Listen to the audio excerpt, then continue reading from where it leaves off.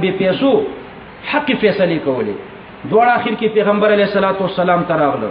پیغمبر علیه الصلاۃ والسلام ورته فیصله وکړه، خو فیصله د يهودي په طرف شو. دا ظاهري چې کوم مسلمانو د په خلاف شو،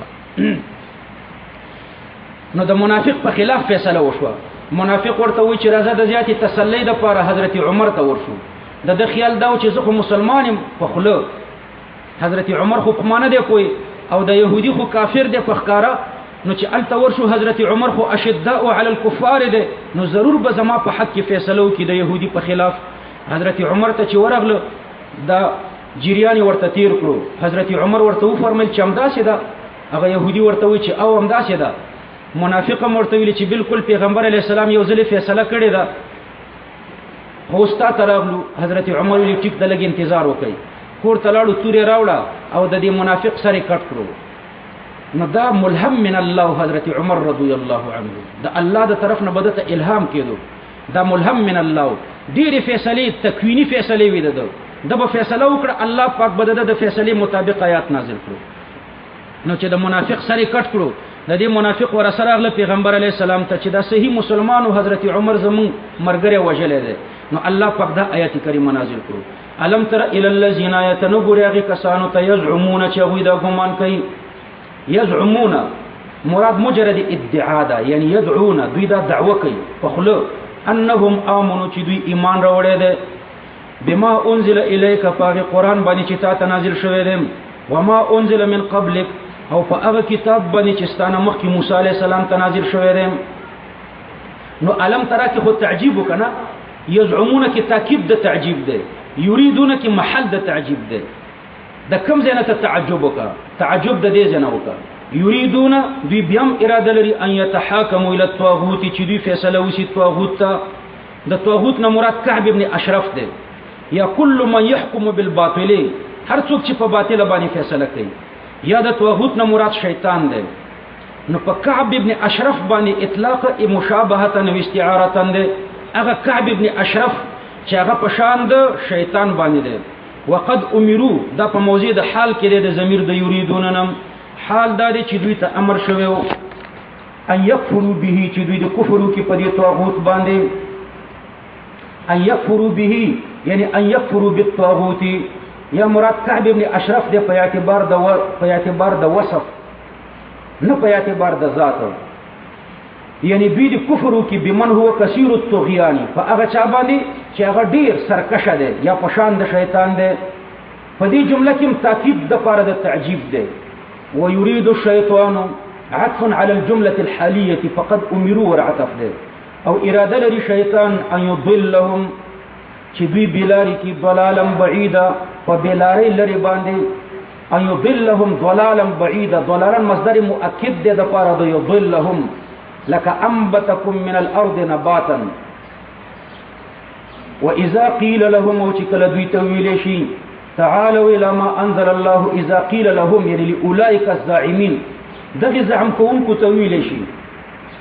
تعالوا الى ما انزل الله، چې تاسو راشئ الى ما انزل الله في القران من الاحكام، فقران کې چې الله کوم احکام نازل کړي دي دې تراشئ.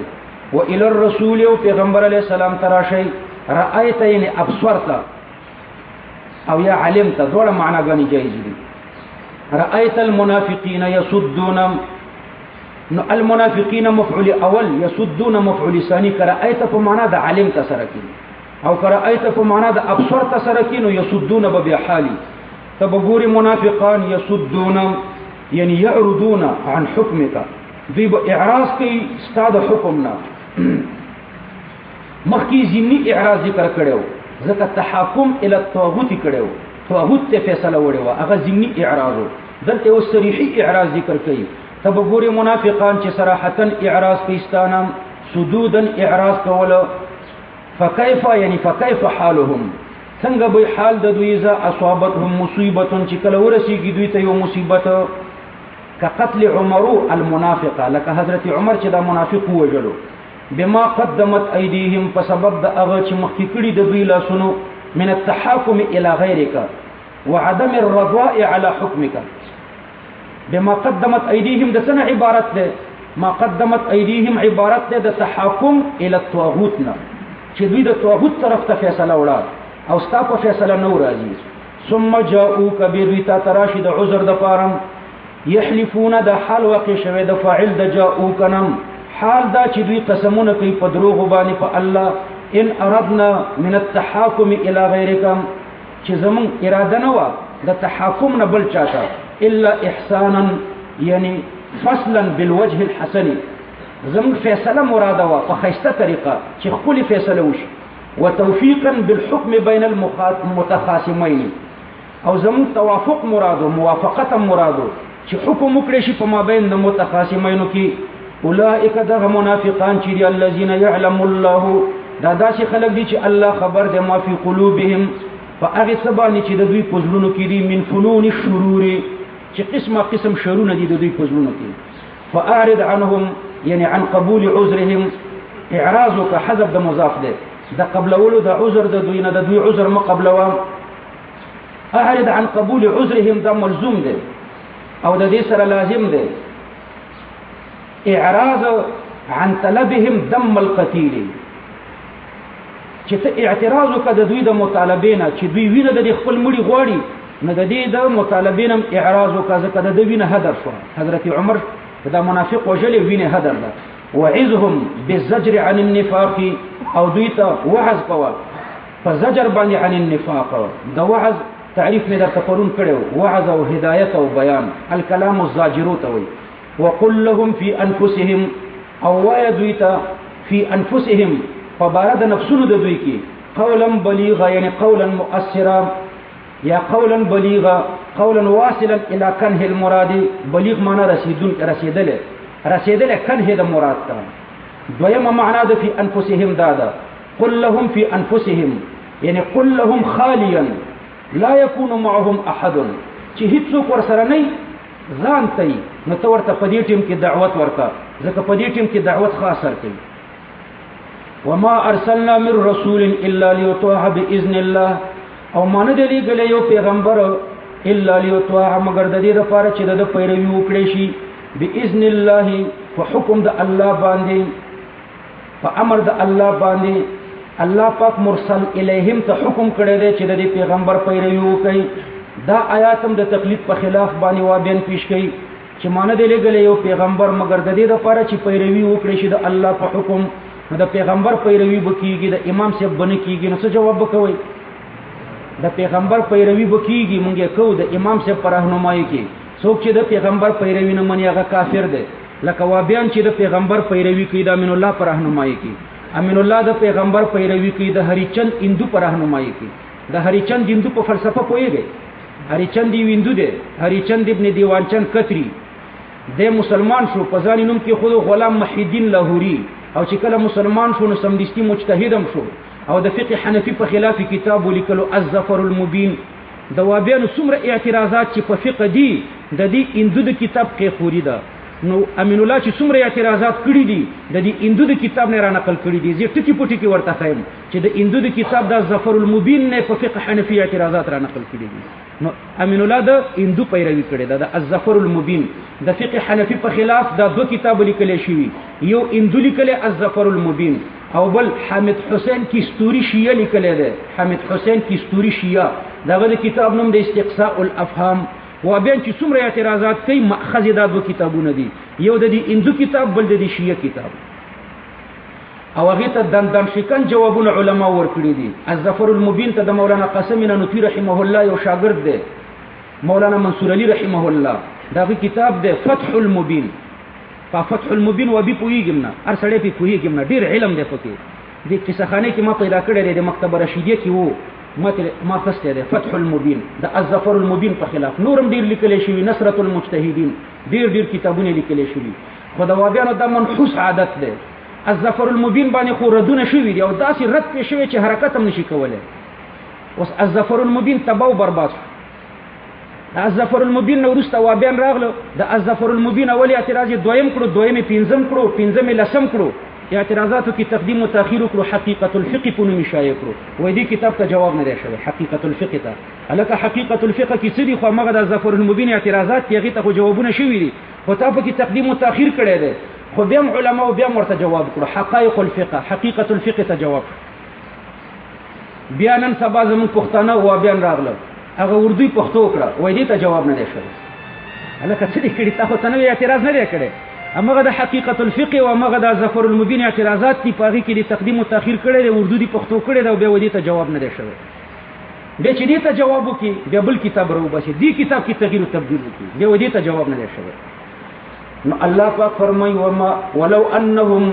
نو عرض می دا چې موږ د پیغمبر پیروي کوو خو د امام صاحب پر راهنمایي کې او څوک چې د پیغمبر پیروي نه کوي هغه ته کافر وایو او وابیان د پیغمبر پیروي کوي خو د امین الله پر راهنمایي کې امین الله کوي د هری چند هندو پر راهنمایي کې د حامد حسین کیستوري شیعه پر راهنمایي کې او دا دوی اقرار کړی دی محمد حسین بیټالوی وکیل اهل حدیث هند دا د دوی مناظر اعظم دی او د اهل حدیث لقب هم د دنه شروع شوی دی دوی مخکې وابیان د دنه اهل حدیث شو انګریزانو ته ریزه کړې و د اقرار کړی دی وای زمونږ د وابیان چې څومره اعتراضات کوي وای دا د حمید حسین کیستوري شیعه د استقصاء الافهام نه را نقلی او بیا د خپل وابیانو نه ګیله کوي وای دا یوازې د امام صاحب په خلاف دغه د کتاب نه اعتراضات را نقلی هغه یوازې په امام صاحب اعتراضات نه دي کړي په امام مالک امام شافعي امام احمد امام بخاري امام مسلم په ټولو کړي دوی امام صاحب دوی صرف ګلچین کوي هغه د امام صاحب باره کې اعتراضات د شیعه د کتاب نه راخلي الا ليطاع باذن الله ولو انهم اذ ظلموا انفسهم کچرت دا منافقان اذ ظلموا انفسهم پاغي وخت چې دوی ظلم کړو د خپل ځانونو سره ظلم څنګه کړو بالتحاكم الى الطاغوت وعصيان الرسول فیصله طاغوت ته ویوړه او د پیغمبر علی السلام نه فرمانی وکړه کله دین ورسته جاءو کتا تراغله فاستغفر الله د الله نه بخنه غوښته وي واستغفر لهم الرسول پیغمبر علیہ السلام ورته د الله نه بخنه غوښته وي لوجد الله التواب الرحیم ندیب الله مندل وی ډیر توبه قبلون کې او مهربانم ها دا آیات په ژوند په باره کې ده دلته ټول تفسیرونه تاسو وګورئ معرفت القرآن د مفتی شفیع سی ابو ټول تفسیرونه اوس پیغمبر علیہ السلام عالم البرزخ ته تللی دی قبر کې ژوندی دی اوس چې ته کله عمرې حج ته لاړې نو الته قبر ته ودرېږه او پیغمبر علیہ السلام ته ووایه چې اے د الله پیغمبر ماته د الله نه بخنه وغواړه د دې آیت لاندې لیکلي استشفاع بالنبي صلی الله علیه وسلم د پیغمبر علیہ السلام قبر ته ودرېږه ورته ووایه چې اے پیغمبره تا ته چې په ژوند کې څوک راتله او تا ورته د الله نه بخنه غوښته په دنیا کې نو الله ورته بخنه کوله نو زه اوس تا قبر ته راغلی ماته د الله نه بخنه وغواړه نو الله به ورته بخنه وکړي او عتبي یو مشهوره واقعه ذکر کړې ده فلا وربك لا يؤمنون ختم کم شو به درته د استشفاع بالنبي صلی الله علیه وسلم مسله بل ځکه بیانوم خو د دې آیات لاندې تفاسیر وګورئ استشفاع بالنبي دې لاندې لیکل ده خلافا للمماتين مماتين پنځپیریان هغه استشفاع بالنبي ته شرک وي فلا وربك نو لا زائده ده د پاره د تاکید د معنا د قسم ده وربك زما د استا پر رب قسمی یا نه ده زائده تقدیر د عبارت ده لا حاجه الى القسم ومع ذلك اقسم قسم ته ضرورت نشته خو بیا هم زه قسم کوم وربک استا پر رب باندې یا الله د دې معنا دا ده چې لا يكون الامر كما زعمتم خبره دا څنګه ده لکه تاسو چې څنګه ګمان کړی دي لا يؤمنون دوی به ایمان رانوړي کامل مؤمنان بنشي حتى يحكموك یعنی حتى يجعلوك حكما تر دې چې دا تا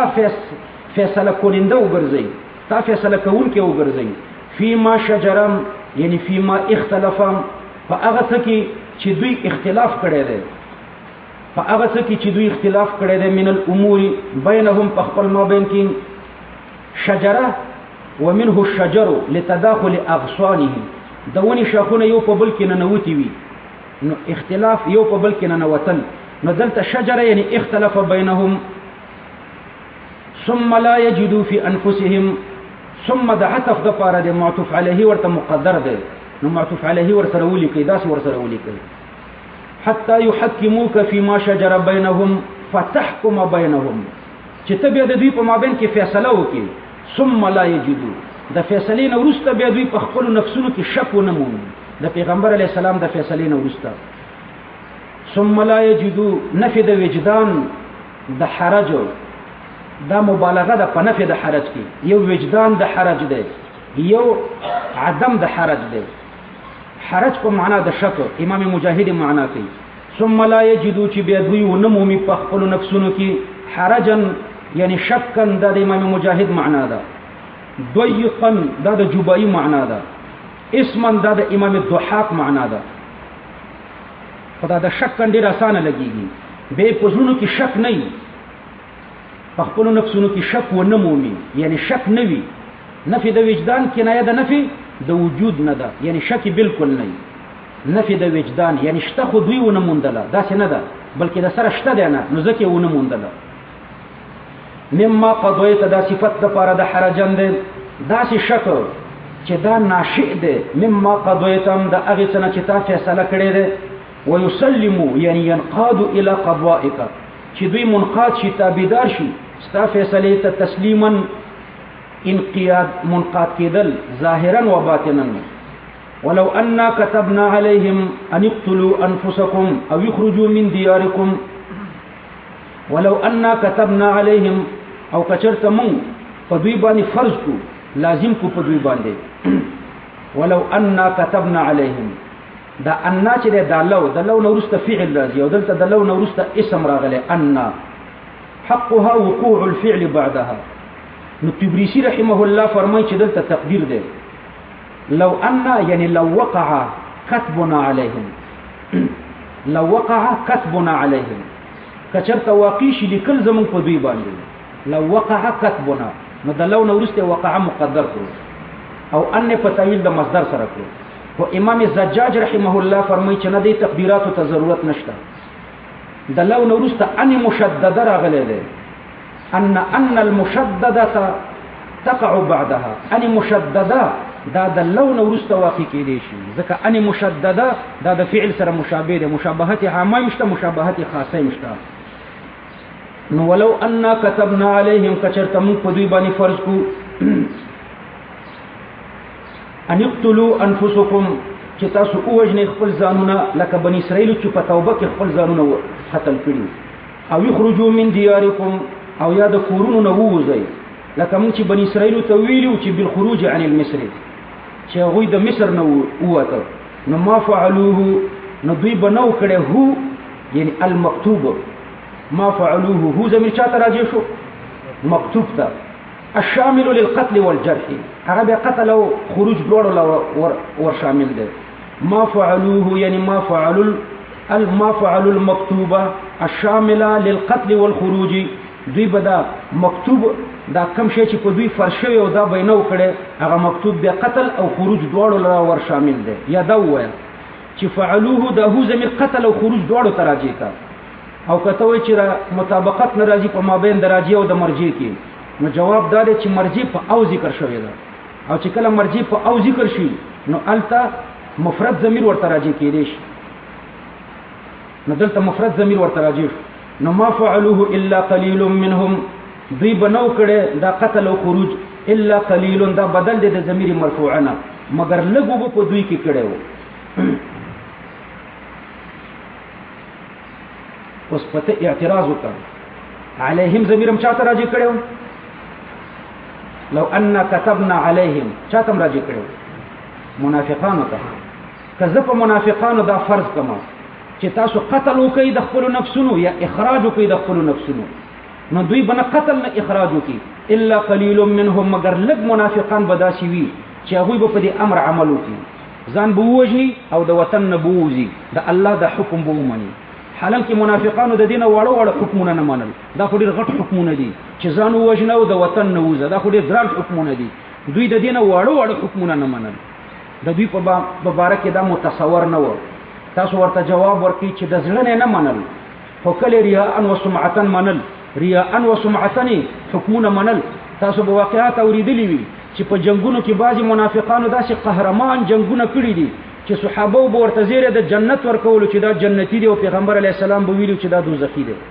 داغه په باره کې سخت به جنگي ده خو بیا هم پیغمبر علی السلام فرمایل چې دا دوزخی دی نو ریاء و سمعتا دا متصوره ده چې منافق دی په دې عملو کې ځان دی وژني او یا د وطن نه جلا وطن شي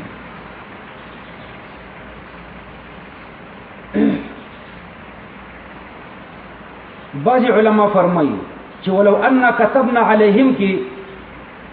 یوازې منافقان نه دي مراد بلکې الناس مطلقاً مراد دي نو چې الناس مطلقاً مراد چې د خپل توجیه ده که په ټولو خلکو زه دا دو حکمونه فرض کم نو ما فعلوه دا دو حکم باندې به عملونه کی الا قليل منهم مگر لګ د دوی به پیوتی لګ د دوی لکه ګوره احادیث کې راځي حضرت عبد الله ابن رواحه رضی الله عنه فرمایي چې لو ان الله كتب ذلك لكنت انا من اولئك القليل که الله چرته دا فرض کی چې ځان وژنه خودکشي وکا او یا د وطن نه وځه نو ما فعلوه الا قليل کې بز داخلم زبم انا من ذلك القليل لكنت انا من اولئك القليل زبد دي قليل نه نو عبد الله ابن رواحه ځان پکې داخل کړو نو معلومی کې دا چې دا خطاب یوازې منافقانو ته نه دی بلکې الناس مطلقاً ته حضرت ابو بکر صدیق رضی الله عنه فرمایي چې یا رسول الله لو امرتني ان اقتل نفسي لفعلت کته ما ته امر وکي چې ځان مړ کنو ځان مړ کوم پیغمبر علیه السلام ورته فرمایي صدقت یا ابا بکر ته رښتیا وای ته په دې حکم عمل کوي تم په دې قلیل کې حضرت عمر رضی الله عنه فرمایل لو امرنا الله لفعلنا که الله موږ ته دا امر کړی وي نو موږ به دا کار کړی وي فالحمدلله الحمدلله ویلي ته پیغمبر علیه السلام خبر شو بیا پیغمبر علیه السلام ته حضرت عمر د مقولینه چې خبر شو نو فرمایل ان من امتي لرجالا الايمان اثبت في قلوبهم من الجبال الرواسي زما په امت کې داسې خلک دي چې ایمان د دوی په زړونو کې د غټو غټو غرونو نم ډیر مضبوط دی نو دا خطاب الناس مطلقاً ته دی ما فعلوه الا قليل مگر لګو خلکو بکړو قلیل خود دریو نه کم وتوي او دا درې خو ما درته پوره کړ درې روایت مې درته پیش کړ عبد الله بن رواحه ابو بکر صدیق حضرت عمر چې په خلی ویلي دي چې موږ په دې قلیل کې داخلي نو درې خو پوره شو نو قلیل خو نه شو کثیر تاسو ورته جواب ورکړئ چې دا قلت اضافي دی مطلب دا دی چې مؤمنان اگر چې ډیر دي خو په نظر سره کافرانو ته کم دي خطاب خو الناس مطلقاً ته دی نو کافران دا حکم نه مني قلیلون مني و دا زمون فدایان نه دي دا زمون فدایان د قلیلون مصداق دي کنه نن سبا چې کوم فدایي حمله کیږي دا قلیل مصداق دي الا قلیل منهم ګوره د الله د حکم مطابق خپل ځان نتیر دي نو به هر تقدیر خو په نظر سره کافرانو ته بیا من کم یو کدا ټول فدایان شو من کم یو ولو انهم فعلوا ما يعظون به کچرت دوی فعلوا دوی فعلوا کی ما يعظون به فاغصبان يعظون به یعنی یؤمرون به مقرونا بالوعد هغه امر چې مقرون د وعد سره یغی ته وعظ وای مخکې مې درته تعریف کړو ودلته روح المانی دا تقدیر لګول هغه تعریف ته اشاره کړی دا يؤمرون به مقرونا بالوعد لكان فعلهم نو بد دوی دا فعل خيرا لهم دا بد دوی لپاره بهترو په دنیا کې واشد تثبيتا او دا به ډیر زیاتو تثبیتا د جهته د محکموالي نه په دین او په دنیا کې واذا لاتيناهم دا عطف ده فلكان خيرا لهم باندې ولو انهم فعلوا ما يعظون به لكان او ما يعظون به اذا لاتيناهم فدي فاغوعظ او فامر د الله عملو کی نو اذا لاتيناهم فدي وقت بزور کم دوی ته من لدنا دخل جانبنا يعني من عندنا اجرا يعني ثوابا عظيما لوی ثواب کو دنیا او اخرت کې اذن چې د مقحمه ده اذن زائد ده دالة على تأخر ترتب هذا التالي بعد ترتب التالي الأول دو تاليين راغله ده يوم مقدم ده فارم لو أنهم فعلوا ما يعزون به ده مقدم لكان خيرا لهم وأشد تثبيت ده يو تالي وإذا لآتيناهم من لدنا أجرا عظيما ده دويم تالي ده دويم تالي پر رتبه کې ده اول تالي نه مؤخر ده او دې تأخر رتبه الله پاک په اذن کې اشاره کړې ده ولا هديناهم او زبدوی ته هدایت وکم چې عملو کی نو د عمل نو ورسته بزدوی ته هدایت وکم صراط مستقیمه د صراط مستقیمه یعنی علم لدنی به ورته ورکم د حضرت انس رضی الله عنه روایت ده چې رسول الله صلی الله علیه وسلم فرمای من عمل بما علم اورثه الله علم ما لم يعلم څومره علم چې الله درکړی دی او پاغي ته عمل وکي نو الله بدرته دومره علم نور درکې چې داغي تعلیم ته نه دی کړی علم لدونی بدرته الله درکې نو تلګ علم په مدرسه کې زده که عمل په وکا الله بدرته زیات علم درکې دا بدرته ډیر کی ومن يطع الله والرسول ومن دا من شرطیه ده يطيع ومن يطيع دا جمله مستأنفه ده لپاره د ترغیب په طاعت ذکر کیږي من شرطیه ومن يطع الله والرسول څوک چې د الله او د الله د پیغمبر پیروي وکړي فاولئک مع الذین انعم الله علیهم. دلته پتا سو یو لفظي اعتراض کوم، مخکې ما څو ځله جواب کړی دی. من یطیع کې ورته ضمیر د مفرد راځي او فاولئک کې ورته اسم اشاره د جمع راغله. اولئک اسم اشاره د جمع راغله، نو څه جواب وکوي؟ لفظا مفرد ده او معنا جمع ده. شابه. نو په یطیع کې رعایت د لفظ شوی دی او په علیهم او په اولئک کې رعایت د معنا شوی دی. یو حدیث کی راځي تبرانی کی ذکر شوی دی، جاء رجل الى النبي صلى الله عليه وسلم، یو سړی رسول الله صلی الله علیه وسلم تراغلو فقال یا رسول الله انك لاحب الي، تما ته ډیر محبوبي، من ولدي زما د بچینا، واني لاكون في البيت زفكور کیم فاذكرك ذات آیات کم، فما اصبر زما بیا صبر ناراضي حتى آتي تر دې چې راشم فانظر اليك او تا ته وګورم، وذكرت موتي خو بیا ما تخپل مرګ را یاد شو، موتک او ستا مرګ ما ته یاد شو. نو عرفت انك اذا دخلت الجنه او قدیم پوښم چې ته کله جنت ته لاړ شي نو رفعت، نو ته به زمانه ډیر اوچته جنتونو کې، او زه چې کله جنت ته لاړ شم نو زه خو به ډیر ټیټ جنت کې یم، نو زه ویریږم چې الته به تا ونه ګورم، زه به په دې جنت څه وکړم چې تا پکې نه ګورم. پیغمبر علیه السلام ورته جواب ورنکړو، نو دا آیات کریمه جبرئیل علیه السلام د په جواب کې راوړو، ومن یطع الله، څوک چې پیروي د الله کوي او د الله د پیغمبر کوي. نو دلته خو امام صاحب نه ذکر کړی دا د تقلید په خلاف و بیان پیش کړي، جواب کولای شي کنه. موږ د الله او د الله د پیغمبر پیروي کوو، د مجتهد پر راهنمایي کوي، لکه وابیان چې کوي د دې زمانه د مولا پر راهنمایي کوي. او کله ته وایي چې نه موږ د دې زمانه د مولا پر راهنمایي کې نه کوو، نو دا خو صراحتا دروغ دی. به د دې زمانه د مولا کې سټو میموریانو په کتابونو دی ورولګي، دا کتابونه دی نه ګوري چې به موږ پوښ چې د دې زمانه د مولایانو پر راهنمایي کې په دین عمل نه کوي. فاولئک مع الذین، دا هغه خلق دي، دا خلق چې د هغه خلکو سره دي انعم الله علیهم، چې الله پاک په دوی باندې انعام کړی دی. نو دوی به په معیت د دې منعم علیهم کې وي. منعم علیهم څوک دي؟ من النبیین، دا حال د الذین انعم الله علیهم، من النبیین چې دا د پیغمبرانو نه دي، والصدیقین او د صدیقینو نه دي،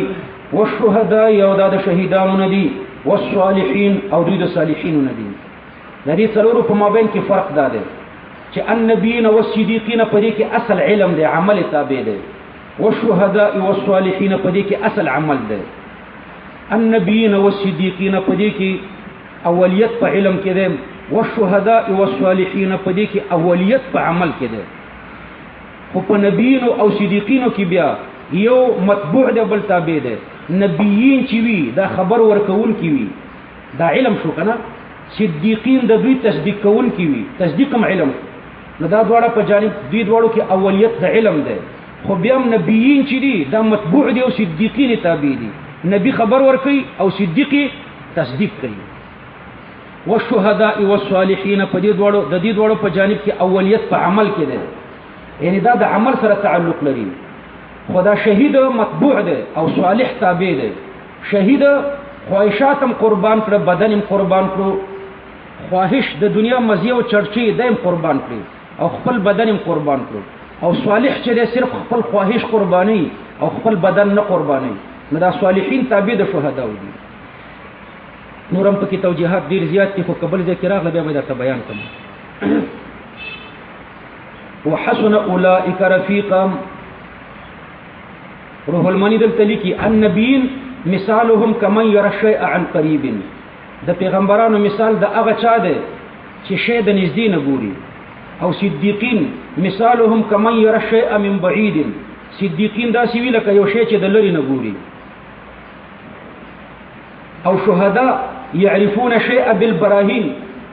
دوی هغه خلکو ته وایي چې په استدلالاتو باندې د نبیین او د صدیقین علم عیانی او مشاهدتی دی، دا وی علم عین الیقین دی. خو نبیین دا سیدی لکه یو شی چې د قریب نه ګوري، د دوی عین الیقین ډیر دی. او صدیقین دا سیدی لکه یو شی چې د لری نه ګوري، نو د دوی علم الیقین شته خو کم دی. او د دې نورو دواړو علم الیقین دی. د دې شهدا او د صالحینو شهدا اوی استدلالات کوي. نو مثالهم من یرى شیء فی المرأة من مکان قریب، لکه یو شی چې په شیشه کې ګوري د نږدې نه د دوی استدلال قوي دی. والصالحین د دوی مثال الذين يعرفون شيئا بالتقليد الجازم چې دوی شی پیژني خو په تقلید جازم پیژني. د دې ټولو لپاره الله پاک مثالونه ذکر کړي. د نبیینو په باره کې فرمایي افتمارونه على ما يرى آیات افتمارونه على ما يرى دلته د پیغمبر لیدل الله ذکر کړي دي عن قریب. والصدیقین د صدیقین لیدل الله پاک په حدیث کې ذکر شوی دی. قیل لعلی هل رأيت الله دې لیدل دی. حضرت علی ورته فرمایل ما كنت لاعبد ربا لم اره زه خدای داسې رب عبادت نکوم چې نه مې لیدل. به ورسته فرمایل لم تره العيون سترګو نه دی لیدل ولكن رأته القلوب زړه لیدل دی یعنی پزړه می الله لیدل دی. نو صدیقین الله لیدل دی خو پزړه. والشهداء د شهدا مدرته ویل د شهدا مثال څه شه دی. د شهدا علم کمن ير الشيء يعرف الشيء بالبراهين فالدلائل باندې د علم اليقين دی. خدا چې دی لکه په شیشه کې چې ګوري من مکان قریب د نږدې ځای نه په شیشه کې ګوري. كحال من قال لك يو صوفي ده يو پیر سیب دغه وای كأني انظر الى عرش الرحمن بارزا يا اعبد الله كأنك ترى. غالبا حدیث کې دا سره غلي دي. او صالحين هغه چاته وای يعرفون شيئا بالتقليد الجازم چې په تقلید جازم باندې څه پیژني. لکه حدیث کې راغلي فإن لم تكن تراه فإنه يراك. کته نه ګوري نو هغه خو تا ګوري. شیخ خالد نقشبندی رحمه الله دا روح المانی ولا پیر سیبو نو هغه فرمای مراتب الکمل اربعه د کاملانو مراتب څلور دي. نبوت، صدیقیت، شهادت، ولایت. نبوت د دې قطب المدار زمون پیغمبر صلی الله علیه وسلم دی. د نبوت قطب المدار مرکزی نقطه. د صدیقیت قطب المدار ابو بکر صدیق رضی الله عنه دی. فکم اولیاء کی چې صدیقیت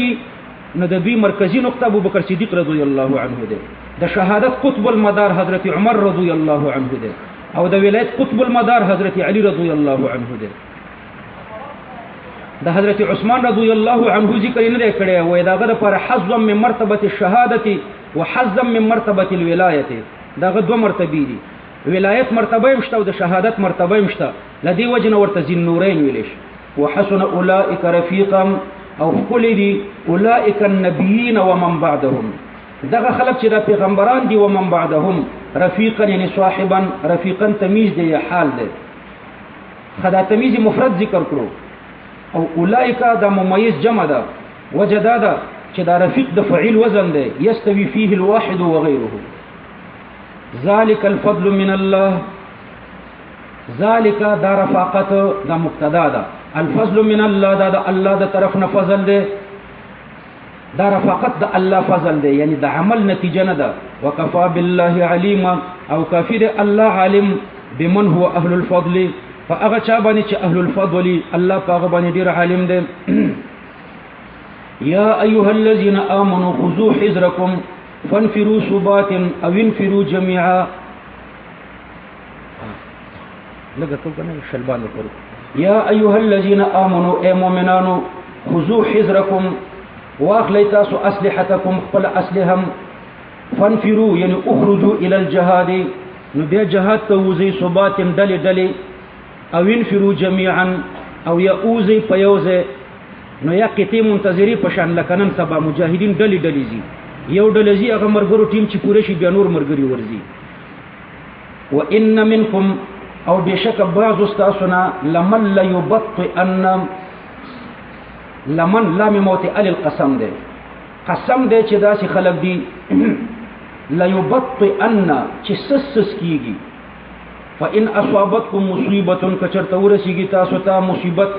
نو قال دې به وي قد انعم الله فتحقیق سره انعام وکړ الله پاک علی فما باندې اذ لم اكن معهم شهيدا چې زکه چې زنوم د دوی سره شهیدان یعنی حاضرا فی المعرکه چې زه د دوی سره په معرکه کې موجود نوم. الله په ما غټ احسان دا کړی دی چې دلته په پیښور کې مې مزه او چرچی کولې ولته په سنگر کې نوم. او یا شهیدا یعنی لم اكن معهم شهیدا یعنی من شهدائهم شهیدا چې زه د دوی د شهداو نه یو شهید نشوم. نو په عدم د شهادت باندې فخر کوي. ولئن اصابكم فضل او کورسیږي تاسو ته فضل غنیمت من الله یعنی کائن من الله دا د فضلون د پر صفت کا او یا من الله دا اصابکم پر متعلق کا اصابکم من الله دا الله د طرف نه کتا سو ته غنیمت در ورسیږي لا یقولن نخام خبدی وی لا یقولن دا قول ده او یا لیتنی كنت معهم اغورست ورته مقوله ده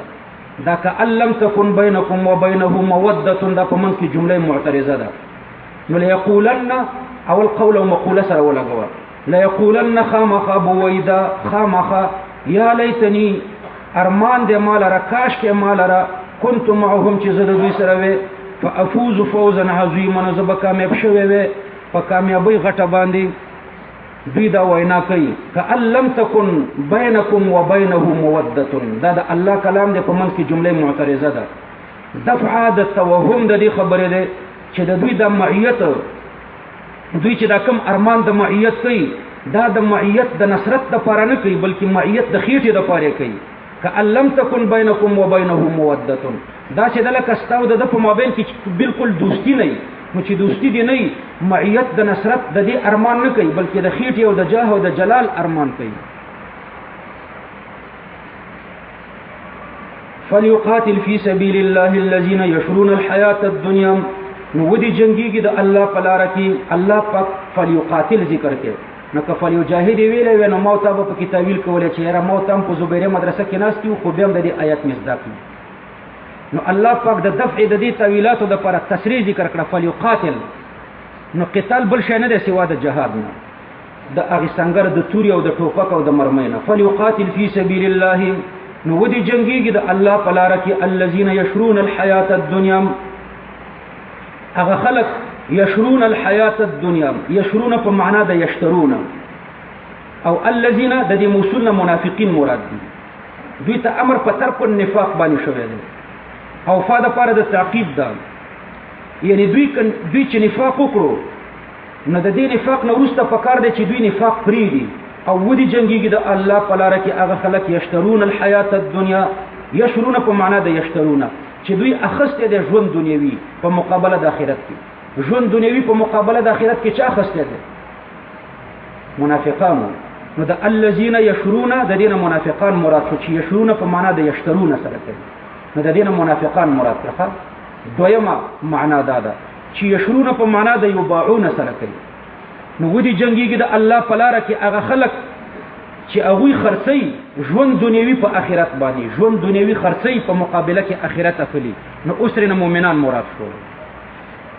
دوی د الله په لار کې و جنگيږي یعنی ثابت قدم دي پاتې شي په دې قتال کې ومن يقاتل في سبيل الله او څوک چې و جنگيږي د الله په لار کې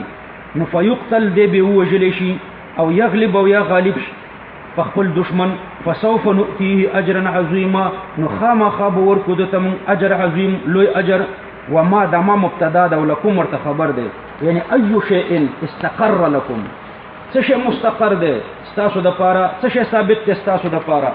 لا تقاتلون في سبيل الله چې تاسو نه جنگيږئ د الله په لار کې نو هغه د غیرت مواضیع ټول پوره شي د ظلم انتها هغه اخیری حد ته رسیدلې ده نو اوس څه مانع ده چې تاسو نه جنگيږئ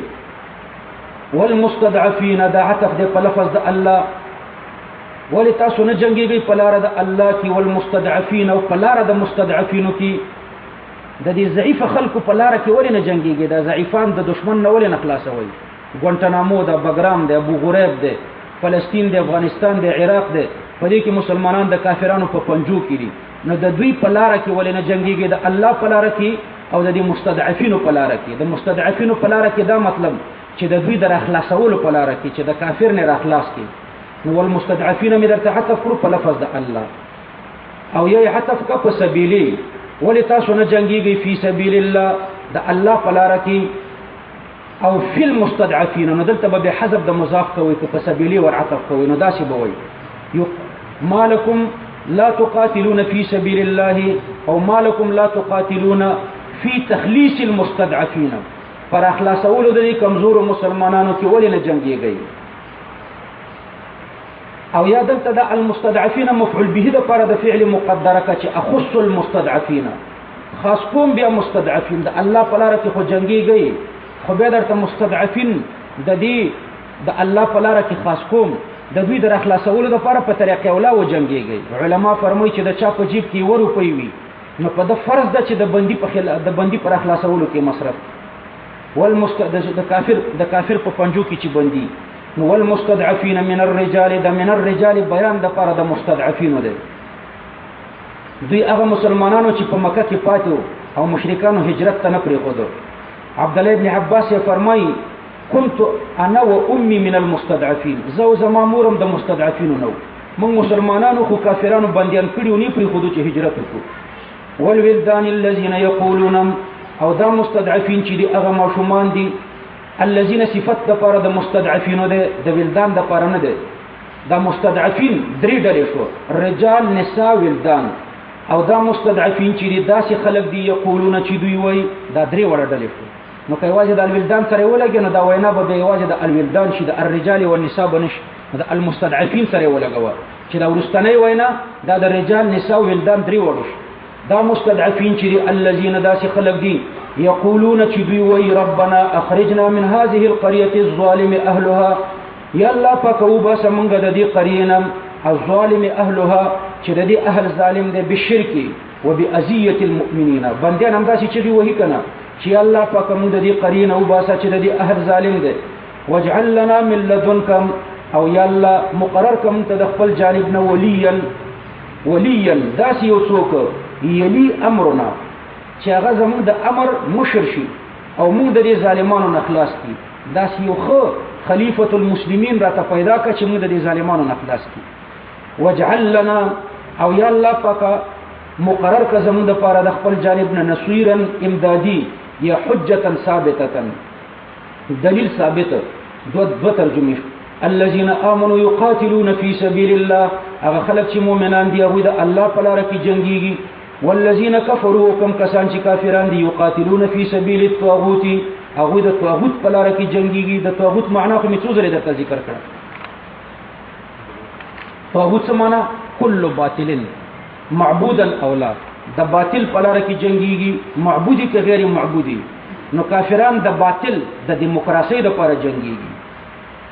نو اوس یوازې القاعده او امارت اسلامي ده دا د الذين امنوا يقاتلون في سبيل الله دا د دې مصداق ده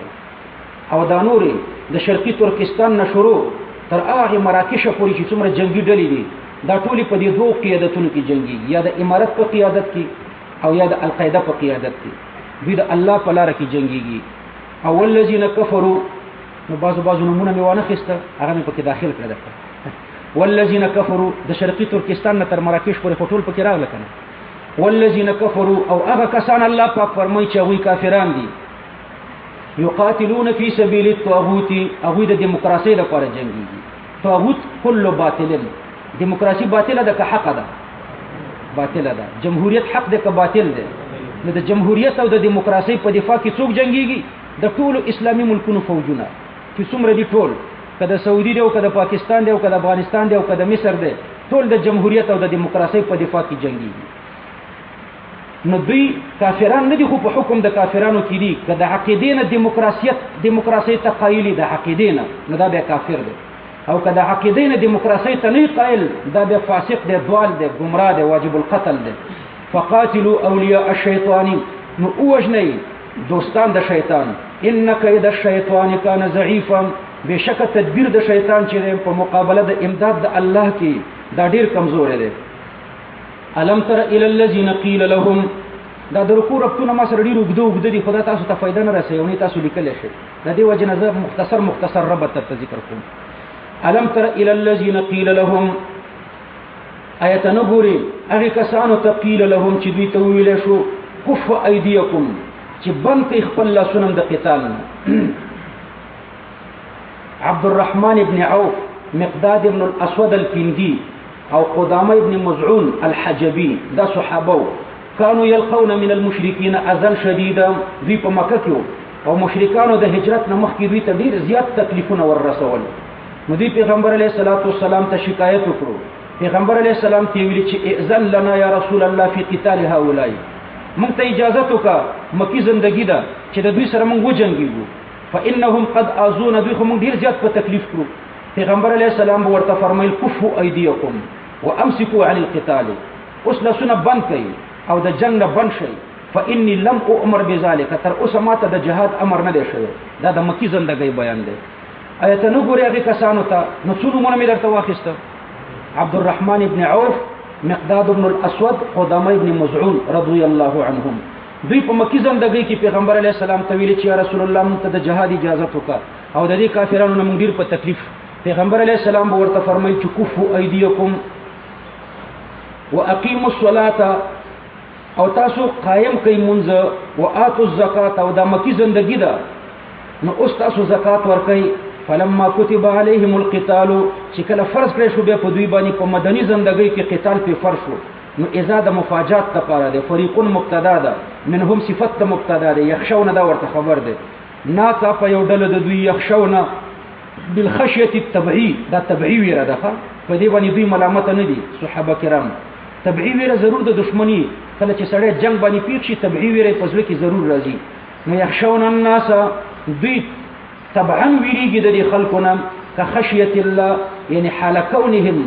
مثل اهل خشيه الله حال دا چې دوی داسې وي لکه هغه اهل د خشیت د الله یا كخشيه الله كما يخشون الله لکه د الله نه چې ویریږي یا مفعول مطلق كخشيه كخشيه الله او اشد خشيه یا دا غینم د دوی پسونو کې ویره زیاتش وقالوا ربنا دوی وای چې یا ربنا لما كتبت علينا القتال ولدي فرض کړو په موږ باندې جنگ لولا اخرتنا ولدي موږ ورسته کول الى اجل قريب ترنيتي مقرر ترنيتي نزدي پوری وهو الاجل المقدر قل متاع الدنيا قليل سامان د دنیا ډیر کم دی والاخره خير لمن اتقى ولا تظلمون فتيلا او په قیامت کې بس تاسو سره ظلم نکېږي لګم فتیلا یعنی د یوې ذرې په مقدار بس تاسو سره ظلم نکېږي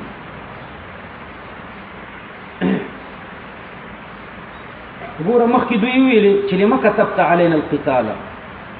نو الله پاک ورته جواب ورکړو چې لم يقصر تمتعكم تاسو ژوند اصلم کم دی نو که جهاد در باندې فرش او په جهاد کې شهیدم شي پروا نه لري دوی به ویلي چې لولا اخرتنا نو الله جواب ورته ورکړي لولا اخرتنا ولدي مون تر اجل مقدره پورې نو رسته کولو په دې جهاد کې خو مون بنیټیم رکیږو الله فرمایي چې نه اينما تکونو هر ځای کې چې تاسو یې یدرککم الموت رانیسی بتاسو مرګ ولو کنتم فی بروج مشیده اگر چې یې تاسو فی بروج یعنی فی قصور په بنگلو کې کوارټرو کې مشيدة يعني مرفوعة مستحكمة چاغه اوچتی اوچتی وي او مضبوطی مضبوطی وي یا د بروجونه بروج د اسمان مراد دي وان تصبهم حسنه فورسیږي دوی ته نیکی نو یقول دوی به وای هذه من عند الله دا د الله د طرف نه ده وان تصبهم حسنه دا يهود ته الله د يهود شومیت الله بیانې کدوی ته حسنه ورسیږي يهود ته په مدینه منوره کې نو دوی به وای هذه من عند الله بزاد الله د طرف نه په موږ پر اخصالي راغله وان تصبهم سيئه او کورسیږي دوی ته تکلیف نو یقول بیا دوی وای هذه من عندك دا ستاده جانب نه ده یعنی ته شوم وی چې دلته مدینه منوره ته راغلی نو په موږ باندې تحقیر راغله کله چې پیغمبر علیه السلام مدینه منوره ته لاړو نو د مدینه منوره د خلکو رزق ډیر پراخه شو بیا پیغمبر علیه السلام دوی ته د ایمان دعوت ورکړو نو دوی کفر وکړو د کفر په سزا کې الله په دوی لکه تحقیر راوسته نو دوی ویل چې ما نزلنا نعرف النقص في ثمارنا ومزارعنا منقدم علينا هذا الرجل دا پیغمبر علیه السلام چې مدینه منوره ته راغلی دی نو زموږ فصلونه او میوې کمی شوي نو کله چې په دوی باندې تکلیف راشي نو بیا پیغمبر علیه السلام ته وایي چې دا ستا د طرف نه دی قل كل من عند الله دویمه توجیه پکې دا ده ان تصبهم حسنه یعنی غنیمه که غنیمت دوی ته پلاس ورشي نو دوی به وایي دا د الله د طرف نه دی وان تصبهم سیئه او که شکست خوري نو بیا دوی وایي هذا من عندك یعنی من سوء تدبیرک ته د جنگ په تدبیر نه پوي دی ستا د غلط تدبیر د وجه نه مو شکست وکړو قل الله فرمایي ته دوی ته وایي كل من عند الله یعنی كل من جهه خلق الله دا ټول د الله خلق دی، حسنم د الله خلق دی، سیئم د الله خلق دی. خو فرق پکې دا دی چې حسنه د الله فضل دی او دا سیئه چې دا په واسطه د ګناهونو ستاسو ده، دا سزا د ګناهونو ستاسو ده. نو حسنم د الله مخلوق دی، د خلق د الله کړی دی، د سیئه خلقم الله کړی دی. دواړه خلق د الله دی، کل من عند الله خلقا، دواړه د الله د جانب نه دي خلقا. خو بیا هم فرق پکې شته، حسنه چې د الله د جانب نه د خلقا تفضلا، خلی د الله فضل دی، او دا سیئه چې د الله د جانب نه د خلقا خو سزاء د ګناهونو سزا ده. فما لهؤلاء القوم، څه د دې قوم لره لا یکادون یفقهون حدیثا، چې نه دي نږدې چې پوه شي په خبره باندې، یعنی پوهې ته نږدې هم نه دي، پوهېدل خو ډېر لري دي. حدیثا یعنی کلاما یوعظون به وهو القرآن، ولې دوی نه پوهېږي په هغې کلام باندې چې دوی ته پرې وعظ ورکولی شي چې هغه قرآن دی. وما اصابک دا ما شرطیه ده، اصابک دا ماضي په معنا د مضارع سره ده. وما یصیبک کم شی چې تا ته رسیږي، من حسنة دا ما عبارت د حسنې نه ده، نعمة من النعم، هر نعمت چې وي خطاب رسول الله صلی الله علیه وسلم ته ده، مراد ترې امت ته، تعریض امت ته ده. فمن الله خلقا تفضلا، دا د الله د جانب نه ده، خلقا تفضلا، خلق الله کړی ده، خدا خلق فضلا کړی ده، سبب موجبه نشته. ځکه د انسانانو ټول طاعات د الله د یو نعمت الوجود برابر کېدی نشي. لدی وجه رسول الله صلی الله علیه وسلم فرمایي لن يدخل احدا عمله الجنه، هیڅوک به خپل عمل جنت ته داخل نه. قیل ولا انت یا رسول الله، قال ولا انا، ما خپل عمل جنت ته نشي داخله ولا الا ان يتغمدني الله بفضل رحمته، مگر دا چې الله پاک ما په خپل رحمت کې پټ کی او په خپل رحمت می جنت ته داخل کی. نو دا د الله د طرف نه ده، خلقا تفضلا. وما اصابك من سیئه، او هغه چې تا ته ورسېده چې هغه عبارت د سیئه نه ده، یعنی بلیه من البلایا، هر مصیبت چې وي، شکست وي، که هر څه وي، فمن نفسك، نو دا خلقا د الله د طرف نه ده، خلقا خو کسبا ستا د طرف نه ده. فمن نفسك، لکه بل آیات کریمه کې الله پاک فرمایي وما اصابکم من مصیبه فبما کسبت ایدیکم ويعفو عن کثیر، تاسو ته چې کوم تکلیف ورسېدو فبما کسبت ایدیکم، دا په سبب د هغه څه دي چې تاسو لاسونو کړي دي، ويعفو عن کثیر، او الله د ډیرو نه عفو کوي. نو دا مصیبتونه د الله د طرف نه دي، خلقا خو سزا نه. د څه سزا ده؟ د ګناهونو سزا ده. رسول الله صلی الله علیه وسلم فرمایي لا يصيب عبدا نقبة فما فوقها او ما دونها الا بذنب وما يعفو الله عنه اكثر. پر مخې غورځي یو تکلیف انسان ته نه رسیږي، یو دا مگر دا د ګناه په وجه رسیږي. د ګناهونو سزا الله سړی ته ورکوي په دنیا کې چې تکلیف ورته ورسیږي، او د ټولو ګناهونو سزا هم درته نه درکوي. کومې چې درته الله معاف کړي هغه ډېرې زیاتې دي، که د هغه ټولو ګناه سزا درته په دنیا کې درکړي بیا خو به غرق شي. نو سبب د انسان ګناه ده، اگر چې خلقا دا دواړه الله ته منسوب دي. وارسلناک للناس رسولا، او ته ما لېږلې، وارسلناک او ته ما لېږلې للناس دپاره د خلقو رسولا حال مؤکده دی دپاره د ارسلنا، ته ما لېږلې د خلقو دپاره رسول، بیان لجلالة منصبه بعد الذب عنه بأتم وجه. د پیغمبر علیه الصلاۃ والسلام دفاع وکړه، د دفاع نه وروسته اوس لویوالی بیانوي. وارسلناک للناس، الف لام د استغراق دپاره دی. نو په دې کې رد دی په هغه چا باندې چې هغوی وایي چې محمد صلی الله علیه وسلم یوازې د عربو پیغمبر دی. وارسلناک للناس، دا للناس د وروسته رسولا پورې تعلق لري، تقدیم د اختصاص دپاره دی،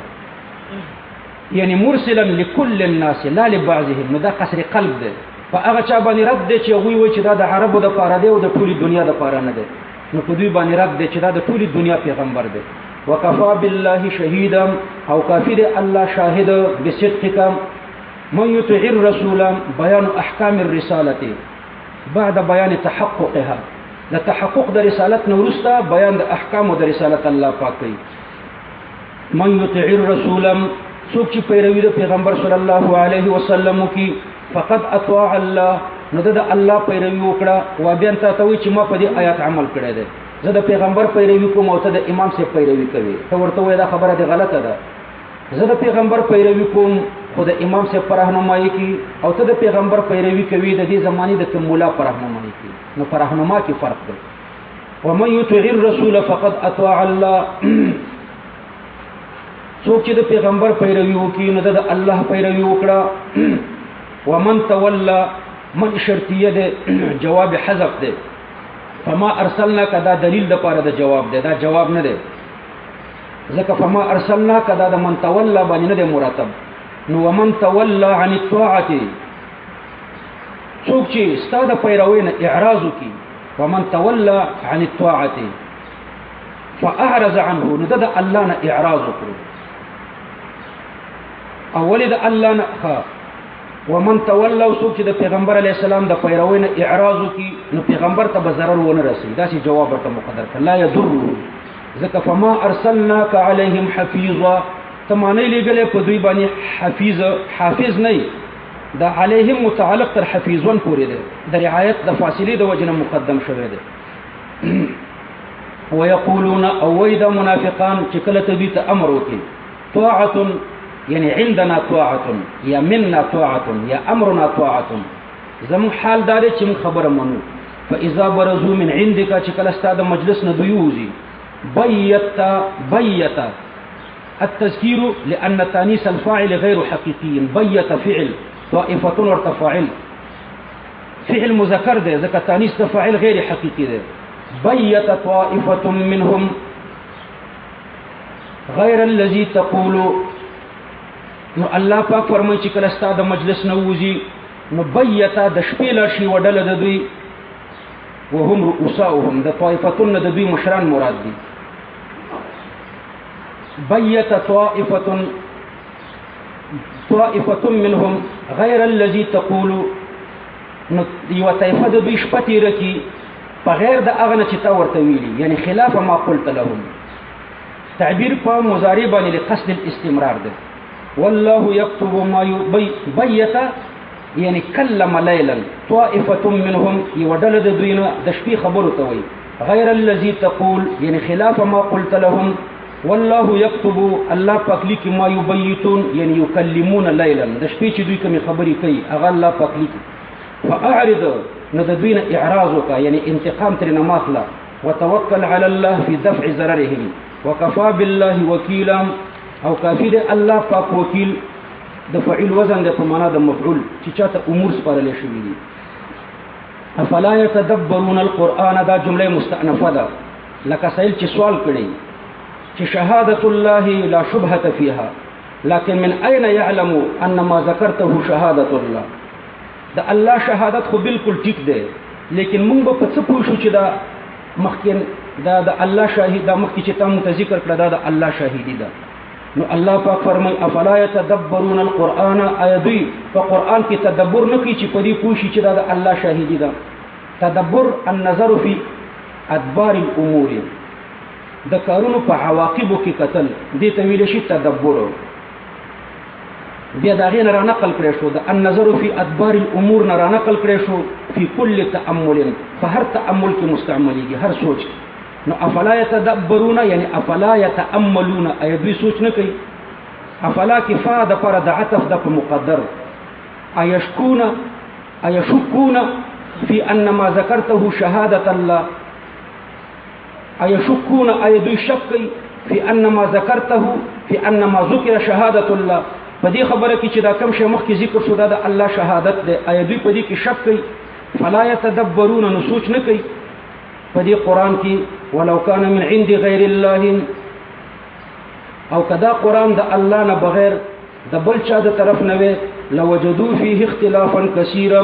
نو دوی به مندلوي په دې کې اختلاف ډیر. بعدم موافقه الاخبار الماضيه والمستقبله للواقع. واقعات اخبار ماضيه د قران او اخبار مستقبله د قران دا به د واقع سره نو مطابق. نو دا عدم مطابقت د اخبارو دا اختلاف کثیر دی. د بلغاو پنيز دا کلمه د وجدو دا متعدد دو مفعولین ته اول کثیرن ده او دویم اختلافن ده په معنا د مختلفن نو معنی دا ده لوجدو نو دوی به مندلې وي کثیرن لوجدو کثیرن مختلفا نو دوی به مندلې وي ډیر قران به مختلف وي بعضی به مرتبه د بلاغت ته رسیدلې وي او بعضی به د مرتبه د بلاغت نه کم وي معارضه به ممکنه وي لکان الکثیر مختلفا نو ډیر به مختلف داسې د بعضو معارضه به ممکنه و او د بعضو معارضه به نه و ممکنه دا د متول په حاشیه کې داسې تطبیق پکې کړی و اذا جاءهم چې کله راشي دي منافقانو ته عبد الله ابن عباس فرمایي چې هم ضمیر منافقانو ته راځي ابن عطیه فرمایي الطائفتان دواړه ډلې مراد دي منافقان او ضعیف مسلمانان جمهور علما فرمایي چې هم ضمیر ضعیف مسلمانانو ته راځي واذا جاءهم يعني المنافقين دا ابن عباس ترجمه ده ضعفة المسلمين دا جمهور معنا ده الطائفتان دا ابن عطيه معنا ده چې کله دوی تراشي امر من الامن يعني مما يوجب الامن او الخوف يعني يوجب الخوف دوی تراشي امر یو حال داسې امر چې موجب د امن ده یا موجب د ویره ده نو اذاعوا به نو دوی نشر کول کوي په دې امر باندې یعنی د مسلمانانو په مابین کې نشري اذا غزت سريه من المسلمين خبر الناس عنها چې د مسلمانانو یو جماعت به جنگ ته لاړو نو خلکو به د هغوی د طرف نه خبرونه ویلي لکه نن سبا چې رادوګانې خبرونه وایي وقالوا اصاب المسلمون من عدوهم كذا وكذا نو دې خبرو کې به دا راغله چې مسلمانانو د دشمن نه دومره قتل کړو واصاب العدو من المسلمين كذا وكذا او دشمن د مسلمانانو نه دومره قتل کړه د تحقیق نه مخکې به دا خبرونه نشرول نو الله پاک فرمایي چې د تحقیق نه مخکې دا خبرونه منشرول په دې کې هغه چا باندې انکار او رد ده چې قبل التحقق و خبره کوي د تحقیق نه مخکې خبرې کوي چې څو اوري هغه بیانوي مسلم شریف کې حدیث ته د ابي هريره رضی الله عنه مرفوع حدیث ته کفا بالمرء كذبا ان يحدث بكل ما سمع کافر انسان ته درو ان يحدث بكل ما سمع چې څو اوري هغه وایي نو همدغه دروغ مرتکافي دي ولو ردوه او کچرته دوی دا خبره واپس کړي وي ال الرسول پیغمبر صلی الله علیه وسلم ته و الى اولي الامر منهم او اولو الامر ته وهم كبار الصحابه العلماء والفقهاء والمجتهدين لعلمه الذين يعني لعلم تدبير الامر المخبر به دا امر نمخ امر مخبر به مراد کنه اذا جاءهم امر يعني امر مخبر به نو لعلمه كده هو ضمیر امر مخبر به تراجه ده نو پوه شوی به په دې امر مخبر به باندې الذين يستنبطونه يعني الذي يستخرجون تدبيره هغه خلق چې د دې امر مخبر به په تدبیر پوهیدو منهم د دوینم ولولا فضل الله عليكم کچرته نو فضل د الله پاک پتا سو باندې دا خطاب ضعیف مسلمانانو ته دی هغه فضل د الله دا دی او هو الرد الى الرسول والى اولي الامر نو مراد د فضل او د رحمتنا یو تسلی ده کله الله فضل او رحمت پتا سو باندې نه وي چې تاسو کې الله پیغمبر او مجتهدین پیدا کړی دي او دوی د دې مخبر به په تدبیر باندې کویږي هغه تاسو تر وباسي لتبعتم الشیطان نو تاسو به پیروي د شیطان کړی وي بالعمل بالاراء الضعيفه والاخذ باراء المنافقين نو تاسو به د شیطان پیروي کړی وي کدا مجتهدین درکې نه وي کته فضل الله د دې مفسرین لیکي د فضل الله نه څه مراد ده الرد الى الرسول والى اولي الامر د دې مخبر به دا مخبر به خبره چې په دې باندې تاسو نه پوهیږئ دا پیغمبر ته واپس کړئ او اولي الامر مجتهدینو ته واپس کړئ پیغمبر او مجتهدینو ته واپس کول دا د الله فضل او رحمت ده نو کداغه فضل او رحمت نه ویل تبعتم الشیطان نو تاسو به د شیطان تابعداري کړئ وي امین الله ته به واپس کول نو دا غیر مجتهد ته به واپس کول د به فرض نه پونډې درته جوړول لتبعتم الشیطان د دې په فلسفه به درته بیانوم لتبعتم الشیطان نو تاسو به پیروي د شیطان کړی وي بالعمل بالاراء الضعيفه والاخذ باراء المنافقين الا قليلا مگر لګو به دا پیروي نه وکړي. دلته یو لفظي اعتراض درته کوم. دا لولا چې دا انتفاع د ثاني راولي لوجد وجود د اول نه. نو فضل الله فضل د الله سبب شو لپاره د عدم د اتباع د شیطان په جانب د مستثنا منه کی نه په جانب د مستثنا کی. نو مستثنا کی د فضل الله د لپاره تاثیر رانغلو په عدم اتباع کی، یعنی قلیلون. نو قلیلون غیر متبع د شیطان دی بلا فضله تعالی. تاسو په ګوره لولا دا فضل الله علیکم ورحمته، ګوره دا لولا چې د دلالت کوي په انتفاع د ثانی لوجد وجود د اولنا. په خبره خو پوه شئ. لاتبعتم الشیطان دا منتفی ده، عدم اتباع د شیطان. لاتبعتم الشیطان اتباع د شیطان منتفی ده، عدم اتباع د شیطان راغلی ده. دا عدم اتباع د شیطان ولی راغلی ده؟ لوجد فضل د الله نه. نو فضل د الله دا سبب ده، وجود د فضل د الله، فضل د الله سبب ده. او لاتبعتم الشیطان دلته عدم اتباع د دې انتفاع ورته مسبب ده. نو عدم اتباع د شیطان دا مسبب او فضل د الله دا ورته شابسي سبب. نو ګوره فضل د الله سبب شو د پاره د عدم اتباع د شیطان. خدا د الا نه مخکي، د الا قليلا نه مخکي، دا سببیت او مسببیت د الا نه مخکي شو. په جانب د مستثنا منه کې راغله. صحیح شو؟ په جانب د مستثنا کې رانغله. نو الا قليلا د الا قليلا په جانب کې عدم اتباع د شیطان د پر فضل د الله سبب نشو الا قليلا. په اعتراض کوی شو. ور لولا انتفاع د ثاني راولي لوجد وجود د اولنا نو لاتبعتم الشیطان. صحیح شو؟ تاسو به تابعداري د شیطان کړي وي الا قليلا مگر لګو بنوي کړي. نو دا عدم تابعداري د شیطان دا مسبب ده او فضل د الله ورته سبب ده. دا په جانب د مستثنا منه کې نه په جانب د مستثنا کې. نو مستثنا کې د فضل الله د پاره د فضل د الله د پاره تاثیر په عدم اتباع کې رانغلو. یعنی دا قلیلون چې دي غیر متبع د شیطان دي، خو د الله فضل ور سره نشته، سبب ورته د الله فضل نه دی. تاسو ورته جواب ورکړئ چې د فضل نه خاص فضل مراد دی. نو د خاص فضل چې رد الى الرسول وغيره ده، د دې لپاره تاثیر نشته. د مطلقي فضل تاثیر نه دی منتفي، د خاص فضل تاثیر منتفي دی. ګوره فضل الله د دینه ما خاص فضل درته مراد. الا قليلا وهم اولو الامر، چې دا اولو الامر دي. الا قليلا دا استثناء منقطع ده. لاتبعتم الشیطان استثناء منقطع ده. الا قليلا یعنی لكن القليل، لیکن لکچو هغه به اتباع د شیطان نه وکړي. نو استثناء منقطع ده، استثناء متصلم جوړولې شي. فقاتل في سبيل الله نو الله پلار کې وجنګيږي. یعنی اذا كان الامر كذلك من عدم طاعه المنافقين فقاتل في سبيل الله لا تكلف الا نفسك.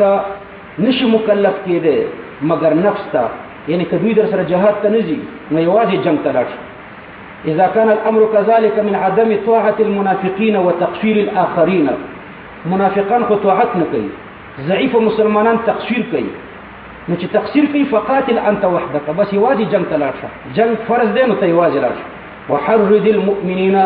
او تیزو مسلمانان په جهاد. عسى الله ان يكف باس الذين كفروا، قریب دی چې الله پاک بند کی حمله د هغه خلکو چې کافران دي. والله اشد باسا،